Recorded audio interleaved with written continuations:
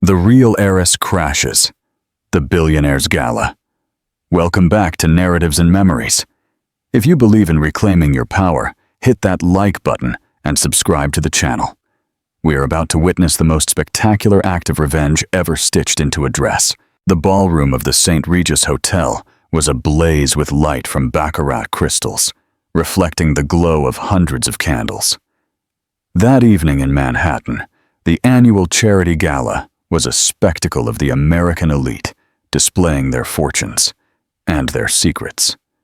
Amidst the flow of vintage champagne and calculated laughter, Marcus Thorne circulated the room, his hand possessively placed on the waist of a striking blonde. "Meet my wife," he announced, smiling widely at investors, socialites, and reporters. The woman, Alexis Cross, beamed, adorned in borrowed jewels and a surname that had never been hers.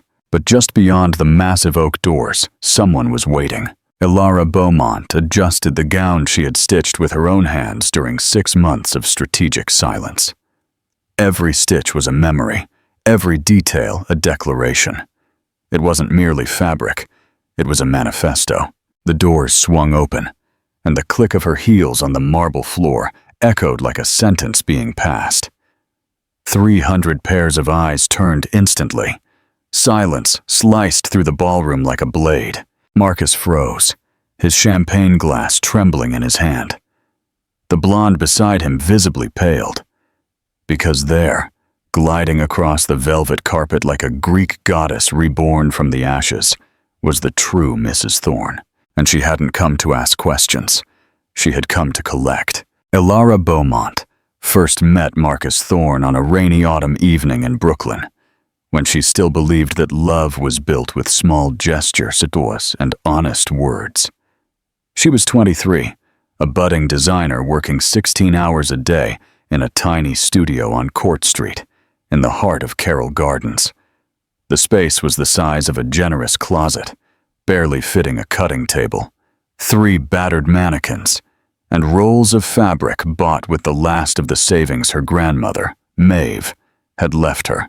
Marcus was 10 years her senior, the owner of a luxury hotel chain across the globe, and possessed a manufactured charm that Ilara, at the time, mistook for natural sophistication.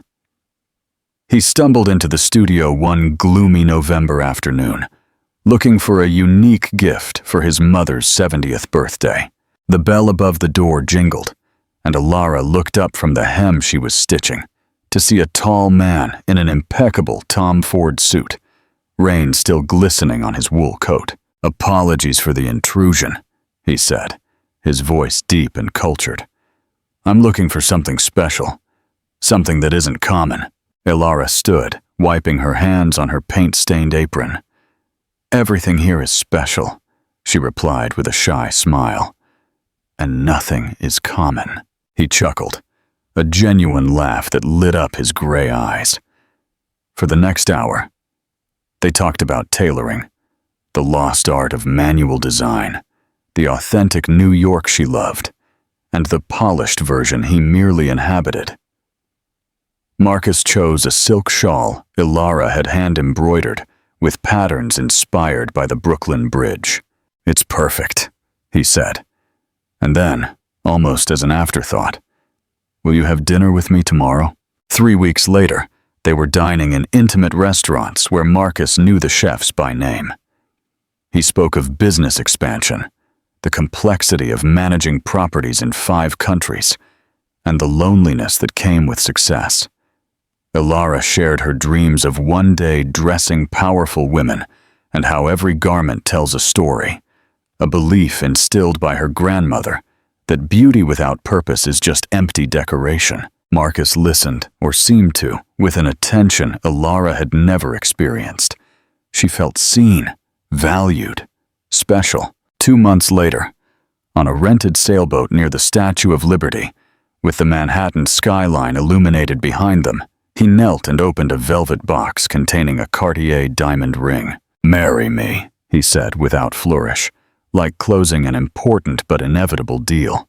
Ilara said yes, believing, desperately and naively, that this was the start of a shared life, not the prologue to a monumental betrayal. The first years were good, or at least they appeared so, through the rose-tinted lenses Alara insisted on wearing. With Marcus's initial investment, she expanded her studio into a larger space, quickly earning a reputation for authenticity among clients who sought style over status. Meanwhile, Marcus's hotel empire expanded, accompanied by constant travel. Berlin, Prague, Lisbon, Vienna, Amsterdam, always a crucial meeting or delicate negotiation. Alara accepted the absences as the price of loving an ambitious man. She trusted him. When he sent goodnight texts from distant hotel rooms, she replied with photos of her work in progress, the life they were building together. She trusted the expensive gifts. She trusted foolishly that confidence was the unshakable foundation of marriage. But there were small, easy-to-ignore signs. Trips that extended without warning. Calls he took in another room, his voice low and tense.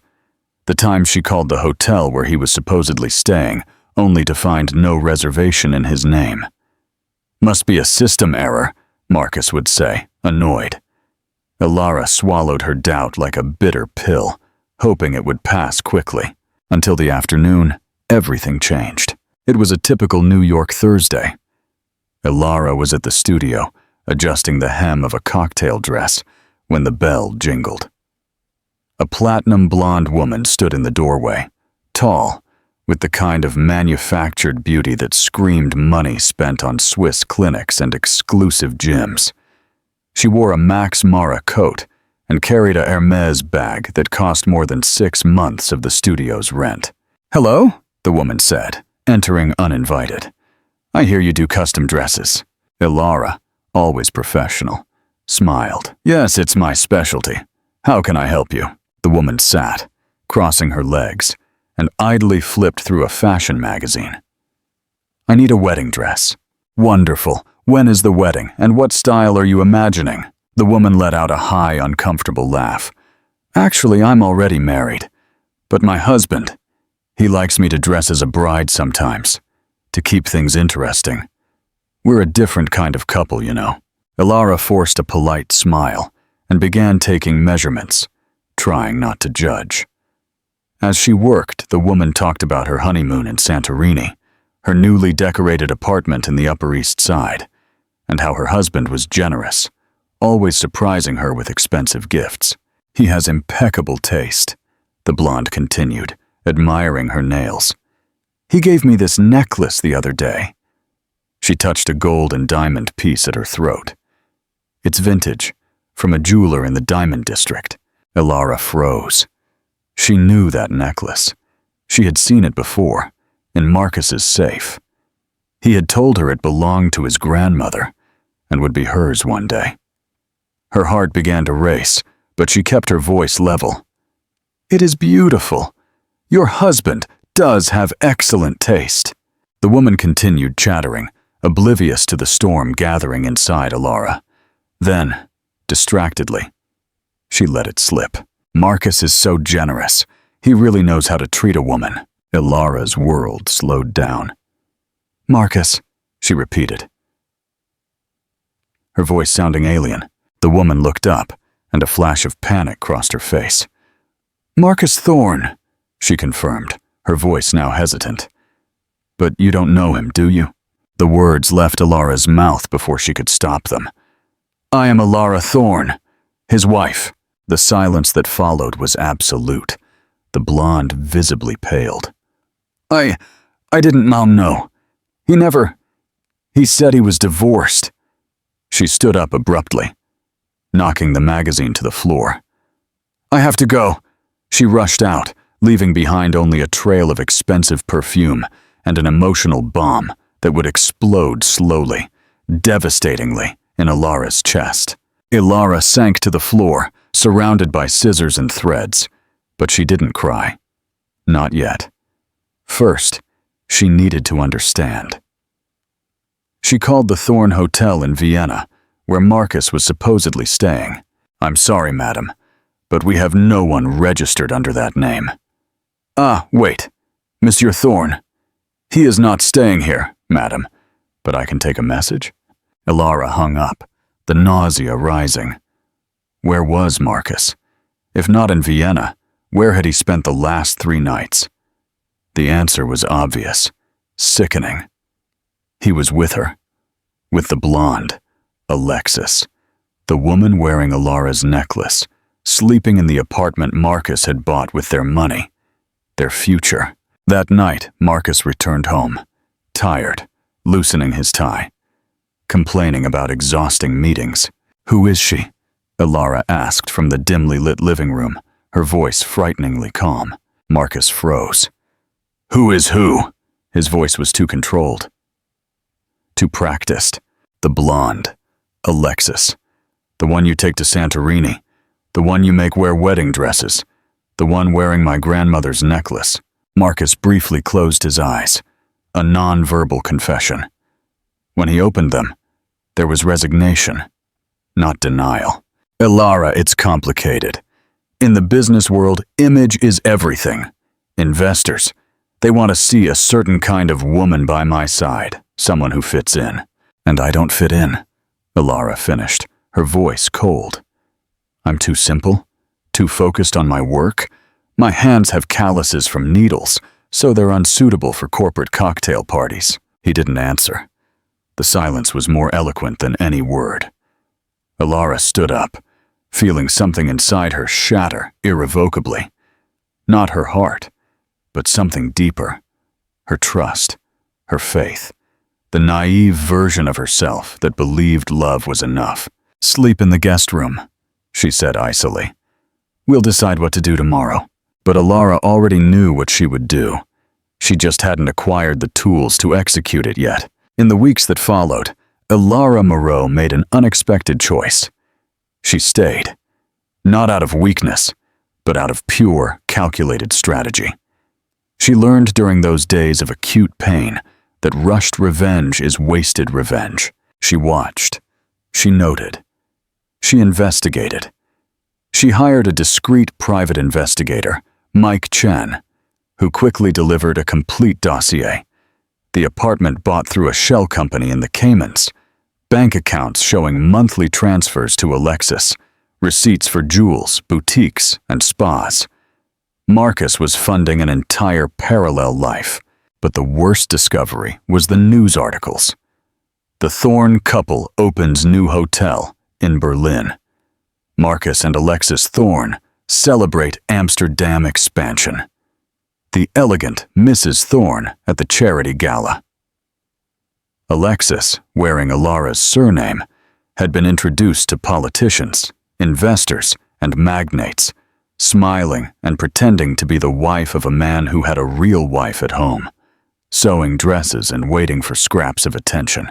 Ilara knew she couldn't confront him publicly yet. She wouldn't make a scene he could control. She would use the only weapon she commanded with absolute perfection. She returned to the studio and locked the door. For the next 6 months, she worked on a dress. Not just any dress. A masterpiece of emotional engineering. A wearable piece of art that would communicate everything words could not.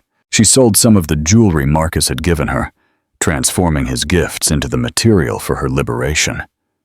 She found the finest silk suppliers in France, imported lace from Belgium, and worked tirelessly.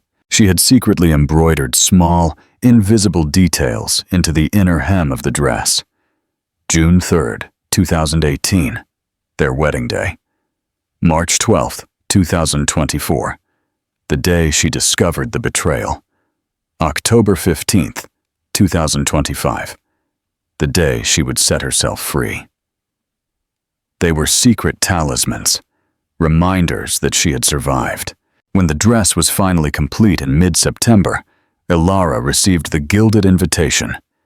Charity Gala at the St. Regis Hotel. Date, October 15th. The final line on the back. Presence confirmed. Mr. Marcus Thorne and Mrs. Alexis Thorne. Mrs. Alexis Thorne. The name that was hers, now used by another woman, unofficial. Elegant stationery. The final blow. But ghosts, Ilara learned in those dark months, can haunt. And she planned to do exactly that. She hired attorney Eleanor Vance, known for dismantling powerful men in high-profile divorces, and compiled all the necessary documentation. Legally, she was entitled to half of everything Marcus had built during their marriage. But Ilara didn't want money. She wanted something far more valuable. Dignity. The morning of October 15th dawned with an impossibly blue sky over Manhattan. Ilara woke at 5, every cell alert. Today was about execution. Her assistant, Margot, arrived with a military-like determination. They didn't speak much. Margot knew the whole story.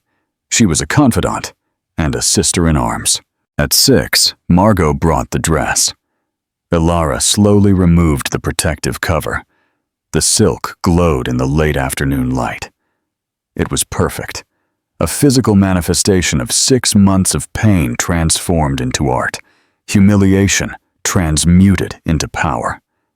It was fluid yet structured, feminine yet fierce, elegant yet impossible to ignore.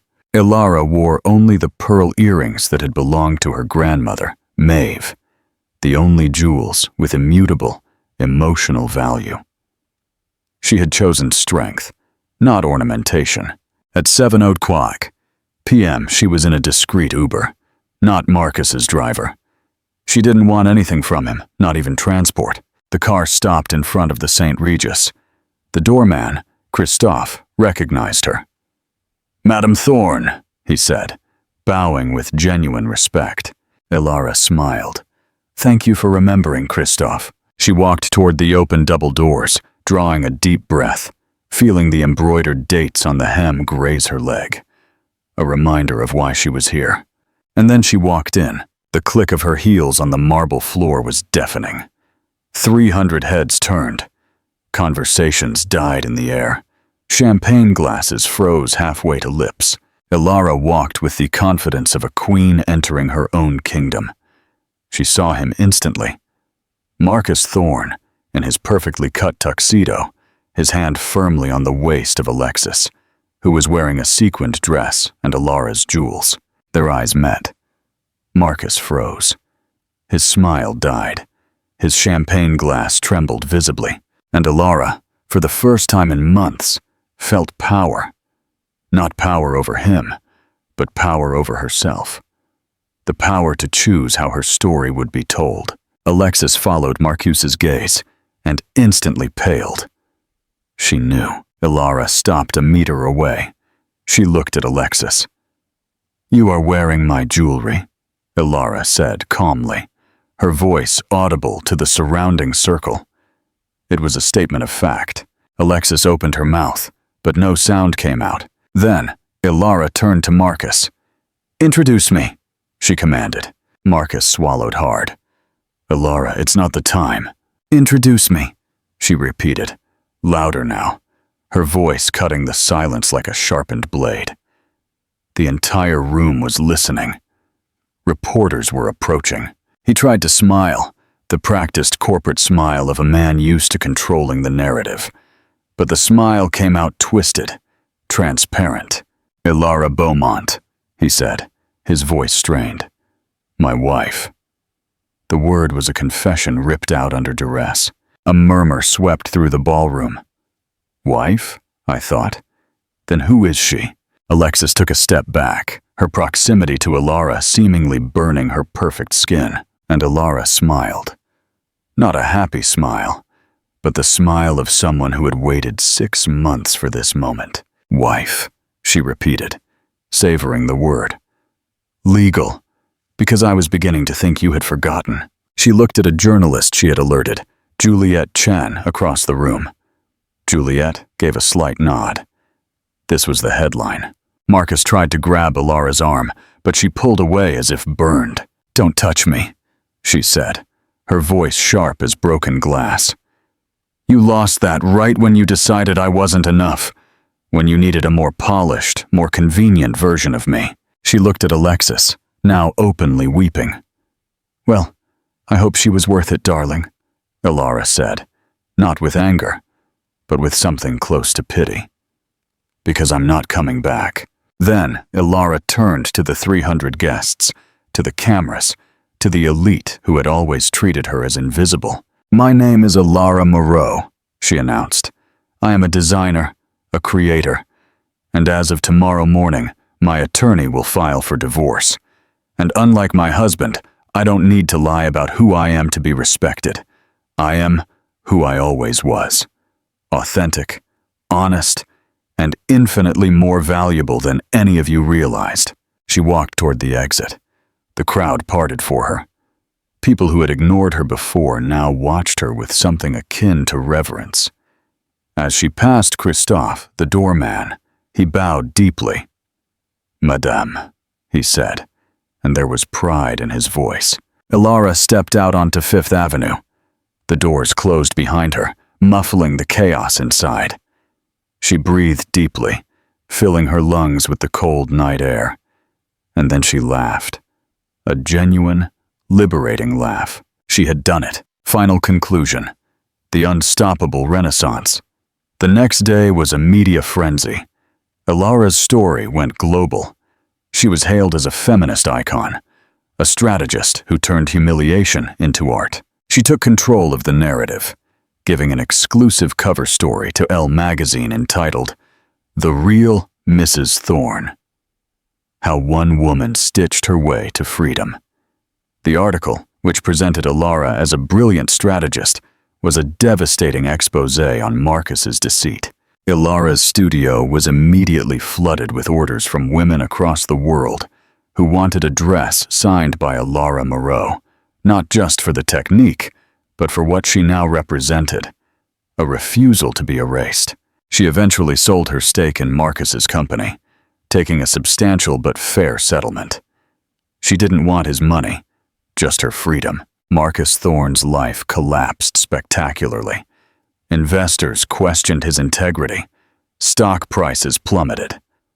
Alexis, seeing the ship sink, publicly ended the relationship in a magazine interview, painting herself as another victim of Marcus's manipulation. The most important part of Ilara's journey was her Renaissance collection, which she was invited to showcase at New York Fashion Week 6 months later. The show was a powerful narrative of her healing, designs that moved from heavy, dark fabrics to light, structured, vibrant forms. The final gown was an updated, even more powerful version of the dress she wore to the gala. When it appeared, the audience, including many women who saw their own struggles in her journey, rose to their feet in a standing ovation that lasted 5 minutes.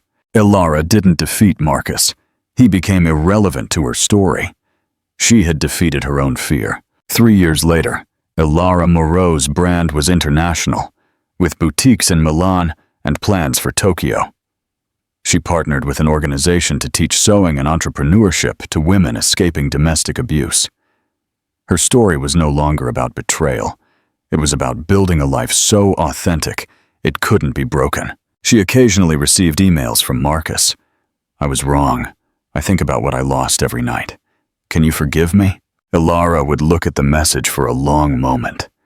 She didn't feel anger or sadness, just a profound sense of indifference. He no longer mattered. She simply deleted the email and blocked the sender. The most important love story Ilara ever wrote was the one she created with herself. She finally understood that chosen solitude is infinitely better than toxic company. She was whole, complete, and free. This powerful story is a testament to resilience. If Ilara's journey inspired you, please share the video and comment below, letting us know what the Renaissance dress symbolized for you. Chapter 4. The Architect and the Authentic. Before we dive into Ilara's next chapter, let us know, do you think Ilara should focus purely on building her empire, or should she allow a new love into her life? Comment. Your advice below. 2 years after the spectacular Renaissance show, Ilara Moreau was no longer just a designer. She was a movement. Her business, now operating out of a sprawling, beautifully converted warehouse in Soho, was a testament to ethical luxury. Her team had grown to 40 dedicated people, and her collections were lauded for their fierce femininity and moral integrity. Ilara's personal life, however, remained a carefully guarded sanctuary. Dates were rare, and serious commitment was non-existent. The lesson she learned from Marcus wasn't that men were untrustworthy, but that her self-worth could never again be tied to external validation. A standard few could meet. One crisp spring morning, Ilara's assistant Margot burst into her private design room with a mix of excitement and apprehension. "Ilara, you won't believe the offer that just came through. It's colossal. It's the Metropolitan Tower project." The Metropolitan Tower was the most ambitious new skyscraper project in Manhattan, a mixed-use behemoth redefining the city's skyline. It was being developed by the infamous Ares Group, known for its brutal efficiency and uncompromising modern aesthetics. "They want a private consultation, Ilara," Margot continued, her voice hushed. "They are commissioning an entire luxury floor, residential and retail, and they want Ilara Moreau to design all the textiles, staff uniforms, and even the interior aesthetic themes for the lobby. It's a $10 million contract." Ilara's jaw tightened. "The Ares Group? Isn't that Julian Vance's company?" Julian Vance. The name belonged to the most successful, most enigmatic real estate developer of his generation. His buildings were architectural marvels, but his reputation was cold, demanding, and legendarily ruthless in business. A younger, sharper version of Marcus Thorne, operating on a global scale. "Yes, and he specifically requested you," Margot confirmed, holding up the portfolio.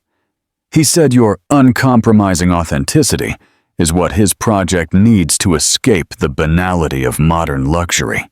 Ilara stared at the portfolio. $10 million was enough to secure her business for a decade, allowing her to expand her social workshops tenfold. It was an opportunity that could elevate her brand from elite designer to a global lifestyle authority. But Julian Vance represented everything she had walked away from: unchecked ambition, towering egos, and the potential for deep moral compromise. "Set up the meeting, Margot," Ilara finally said, her eyes narrowing. "But schedule it from my studio, not his office. If he wants my authenticity, he comes to my world." "What would you do?" "Take the massive contract and risk compromising your values, or stay small, but stay true to your mission? Tell us your choice in the comments." The meeting took place 3 days later. Julian Vance arrived exactly on time, without an entourage, carrying only a sleek black portfolio. He was tall, impeccably dressed, and radiated a quiet, intense confidence that was more intimidating than Marcus's practiced swagger. His eyes, a piercing shade of hazel, took in the organized chaos of the Soho studio: the sewing machines, the bolts of sustainable fabric, the atmosphere of dedicated, messy creativity. "Impressive, Ms. Moreau," he stated, his voice a low baritone. "Most designers would have met me in a sterile showroom. This feels real." "It is real, Mr. Vance," Ilara replied, standing her ground across the large cutting table. "It's built on honest work, not illusions." Julian smiled, a rare, almost disarming gesture. "Which is precisely why I am here. The Metropolitan Tower is meant to be a monument to permanence and truth. Your aesthetic, the Renaissance theme, is exactly that. I want you to inject your story into this building, from the thread count on the staff uniforms to the colors in the main lobby rug. No budget constraints." Ilara listened carefully, resisting the lure of the massive figure he was discussing. "My work comes with principles, Mr. Vance. My suppliers are ethical. My materials are sustainable. My team works fair hours. No exceptions for a rushed timeline. Agreed, he said instantly. And no creative director tells you what to do. You answer only to me. He paused, then added, leaning slightly across the table. I know your story, Alara. Not the public scandal, but the heart of it. The betrayal by Marcus Thorne. I know what you fight for, and I am willing to pay for that integrity. Alara was taken aback by his directness. My story is not for sale, Mr. Vance. My designs are. Fine, he countered, pushing the portfolio towards her. Read the proposal. It's your creative voice, amplified to the city skyline. Think about the impact your ethos could have. The pitch was persuasive. The thought of weaving her story of resilience into the fabric of Manhattan was intoxicating. However, a nagging feeling persisted. After the meeting, while reviewing the architectural schematics, Alara noticed a discrepancy. One wing of the residential floor, designated for a high-end fashion boutique, was slated for a significantly accelerated completion timeline. She did some discreet digging through her legal contacts and discovered the truth. The retail space was being finalized as a flagship store for Alexis Cross's new, publicly funded fashion line. What do you think Alara should do? Expose Julian Vance's potential deceit right away? Or sign the contract and use her powerful position to block Alexis's retail space? Let me know your strategy. Julian Vance wasn't just commissioning her. He was potentially setting her up to work side by side with the woman who had helped betray her. It was a cruel twist of fate, or perhaps a deliberate power play by the ruthless developer. When Alara called Julian Vance to confront him, he didn't deny it. Yes, Alexis Cross is taking the retail space, he confirmed calmly. It's an excellent investment for the building's profile. You are both mature business professionals, Alara. You can handle working in the same vertical space. You knew my history, Julian. You deliberately put me in this position, Alara challenged, her voice trembling with barely controlled anger. I gave you an opportunity, Alara, he corrected. An opportunity to prove that your renaissance is real, that it's not based on avoiding your past, but on dominating it. Take the contract, and you control the entire aesthetic of the building, including the entrance Alexis uses every day. You win, Alara, or walk away, and confirm that your strength has limits. Alara hung up, breathing heavily. He was testing her, just as Marcus's father had tested Julian. But this wasn't just a business test. It was a test of her peace, her dignity, and her hard-won indifference. Could she really face the woman who had helped steal her life and beat her? Not with drama, but with sheer, unassailable, authentic success. To be continued. This story is building to an explosive climax. Julian Vance has thrown down the gauntlet, and Alexis Cross is back in Alara's life. Will Alara accept the contract and face Alexis? Is Julian Vance a true admirer or a master manipulator? Don't miss the next chapter. Subscribe to Narratives and Memories and turn on notifications to see how Alara dominates her past. Tuyệt vời, tôi cảm nhận được sự hồi hộp của bạn. Chúng ta sẽ tiếp tục chương cuối cùng này, nơi Alara đối mặt với thử thách lớn nhất, biến sự trả thù thành chiến thắng chuyên nghiệp tuyệt đối, đồng thời khám phá động cơ thực sự của Julian Vance. Final chapter. Domination by design.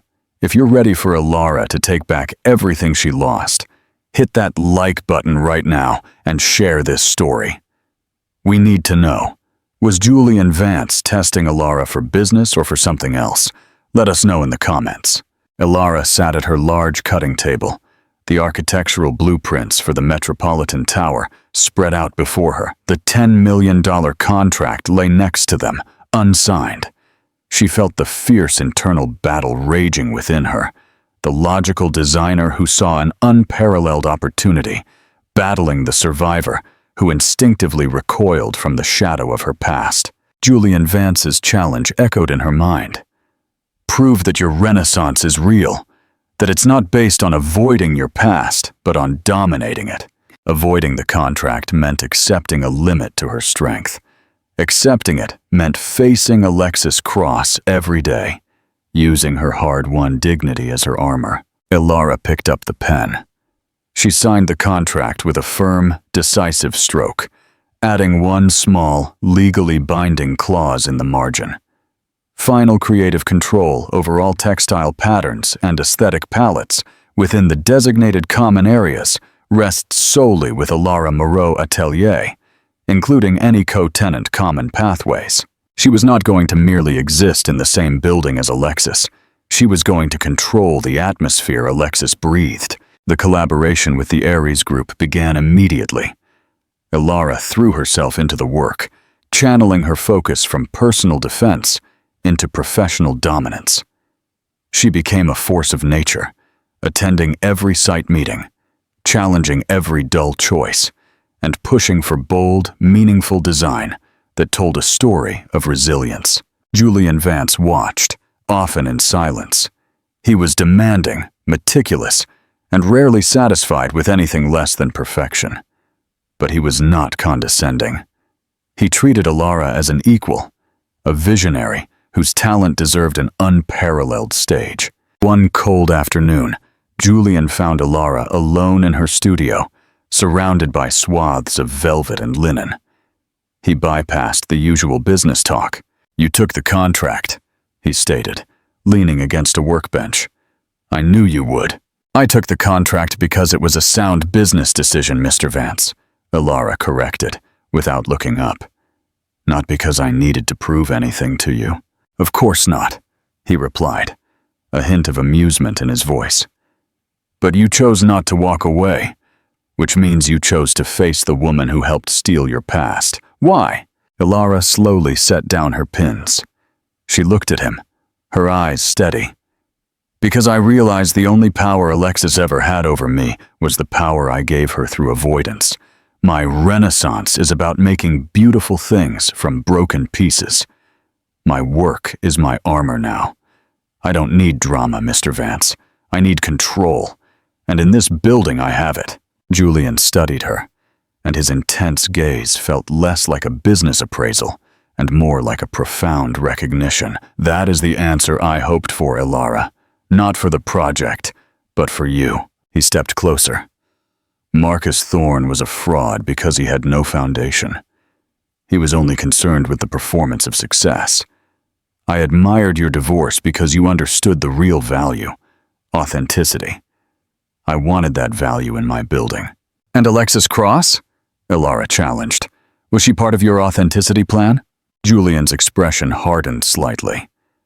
Alexis was a purely commercial decision for the retail profile, but I will admit, I was curious to see if the woman whose dignity was stitched into a dress would let that past dictate her future. You passed the test, Ilara, with absolute grace. He reached out, his hand hovering over a piece of gold-threaded fabric. I respect your work, Ilara, and I respect your silence on the non-business aspects of your life.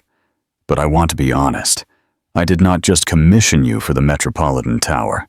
I commissioned you because I wanted a reason to spend time in the presence of someone who rebuilt their world on truth. Ilara felt an unfamiliar warmth spread through her. Julian Vance wasn't Marcus. He was not hiding behind performance. He was direct, challenging, and, in a strange way, incredibly appealing. But she wouldn't allow herself to be swayed.